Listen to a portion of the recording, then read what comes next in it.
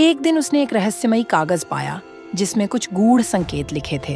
वह कागज उन पुराने रहस्यों का हिस्सा था जो यूरोप के प्राचीन साम्राज्यों के बारे में थे। इसे समझने के लिए उसने कई विद्वानों को बुलाया, लेकिन कोई भी उस कागज के रहस्य को सुलझा नहीं पाया। एक दिन ऑन्टो के दरबार में एक अजनबी आया। उसकी आंखों में गहरी चमक थी और वह किसी और दुनिया से आया हुआ लगता था। उसने ऑन्टो से कहा, तुम्हें उस कागज के संकेतों को समझने के लिए अपने भीतर के भय और अंधेरे से जूझना होगा। तुम्हारी साम्राज्य की असली ताकत सिर्फ बाहर नहीं, बल्कि तुम्हारी आत्मा में है। ऑन्टो ने अजनबी की बातों को गंभीरता से लिया।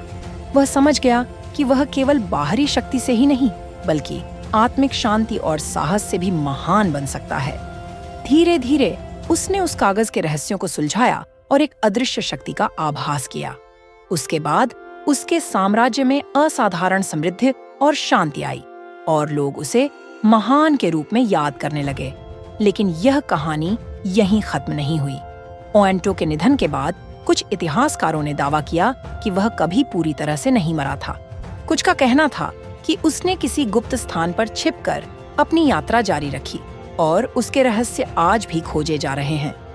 कई प्राचीन दस्तावेजों में उसका नाम आता है, लेकिन किसी को भी यह पता नहीं चल पाया कि वह क्या सच्चा रहस्य था जो ऑन्टो एक के महान बनने के पीछे था। क्या ऑन्टो एक सच में महान था या उसकी शक्ति किसी और अदृश्य ताकत से आई थी?